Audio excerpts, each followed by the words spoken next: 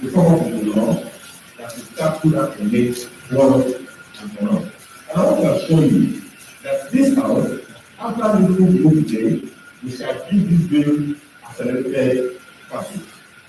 Meanwhile, another bill to provide for the registration of Community Development Association was also discussed at another public hearing. And moving on to judicial matters, the Federal High Court in Abuja has ordered the Independent National Electoral Commission, INEC, to declare Chief Ifeanyi Ararume winner of the December 5th, 2020 by-election for the Imo North Senatorial District of Imo State. Justice Taiwo Oladipupo Taiwo held in a judgment that Ararume remained the authentic candidate of the All Progressive Congress APC in the election and should be declared winner of that election. The judge also ordered the electoral body to issue certificate of return to Ararume within 72 hours from the delivery of the judgment for him to be formally inaugurated by the Senate President. Justice Taiwo dismissed the preliminary objection and warned that the objection has merit because it bears him being purported by APC as its candidate in the by-election had been disqualified for supplying false information to INEC to secure clearance for participation in the election. And you're still on to Channel 12 News.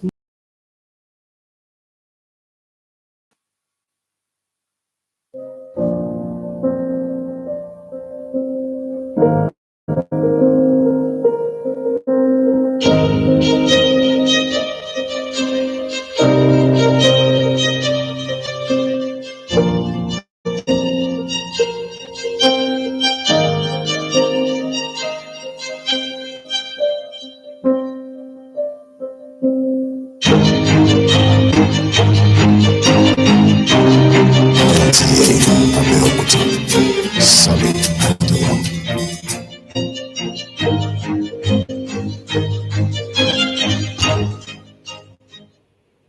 Welcome back and thank you for staying tuned.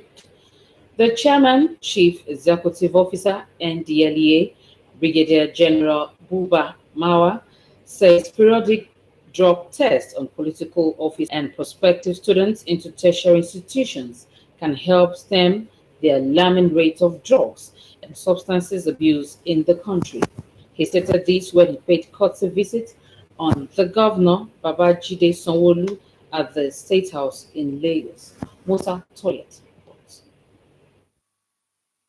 Chairman and Chief Executive Officer, National Drug Law Enforcement Agency, retired Brigadier General Buba Marwa said the drug scourge, which has become epidemic in Nigeria, requires proactive response to crime and criminality, as demonstrated by Lagos State government. He solicited collaboration in the area of rehabilitation and sensitization so that the youths who are prone to drug abuse can be better informed about the dangers of taking illicit drugs. The drug scourge is now an epidemic in Nigeria.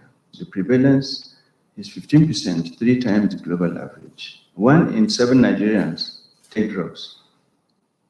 Lagos is not left out. It's also having its fair share. But we know and commend Your Excellency for the efforts being made on this matter. Governor Babajide Sanwo-Olu said Lagos State government is better positioned to work with the 5 commands of the NDLEA in the state to ensure real-time response to illicit drugs-related cases and establish more rehabilitation centers across the metropolis. We're actually building a full-fledged hospital, a mental health rehabilitation hospital in Lagos East Central in Ekpe. This we believe will not only have almost like a 500 beds, right, but we'll also have the required expertise, medical and all the complements to ensure that different categories of treatment that is required, is available.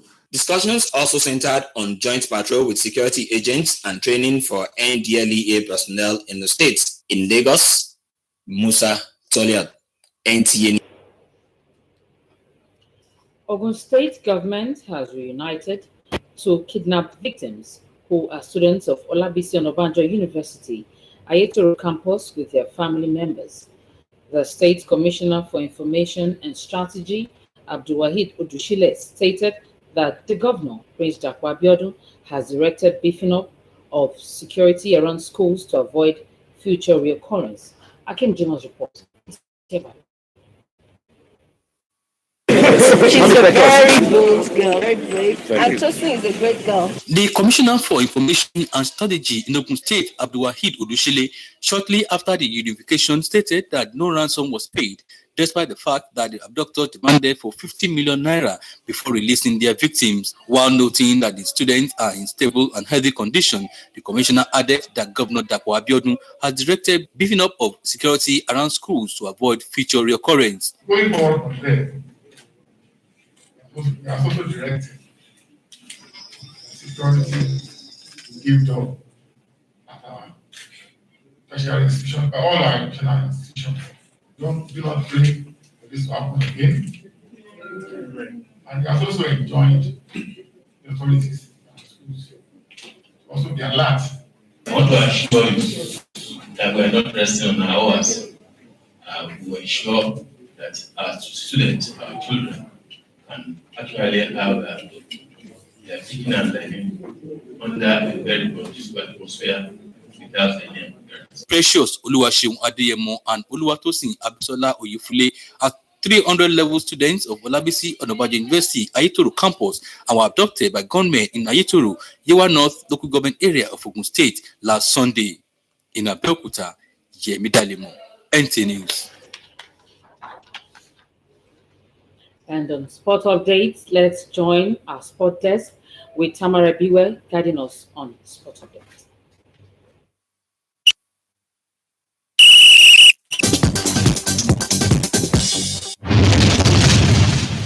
Following their 2-1 loss to Orlando Pirates in the CAF Confederation Cup second Group A match in South Africa on Wednesday, fans of Enyimba International Football Club of Aba expressed belief that the two-time Champions League winners will bounce back in their pursuit of continental glory. I think we are going to qualify from that group with a strong belief.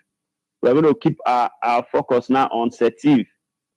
In Aba, we're going to get the game done. By the time we win, we'll be 6 points. And from there, they must, as a matter of duty, win all their own games. They must also make sure they make amends. When you are traveling on the road on the continent, you need to be focused for the entire duration of the game. And that's what they paid for yesterday. And I do hope that they learn from their mistakes. Meanwhile, excitement heightens as fans await the quarter and semi-finals draw of UEFA Champions League on Friday in Lyon after the conclusion of round of 16 fixtures, with Chelsea beating Atletico Madrid 2-0 in London, while defending champions edged Lazio 2-1 in Germany.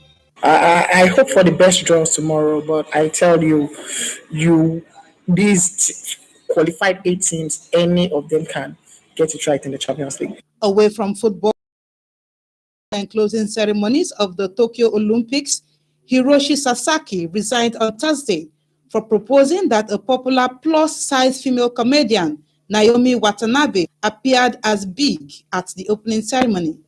Sasaki resigned after a report on Wednesday revealed his suggestion about the celebrity comedian was derogatory. With sports updates, Tamara Ebiwe, Nta News. And sport updates wraps up Channel 12 News. Thank you for watching. I'm Idara Sit. Adedo. Bye for now.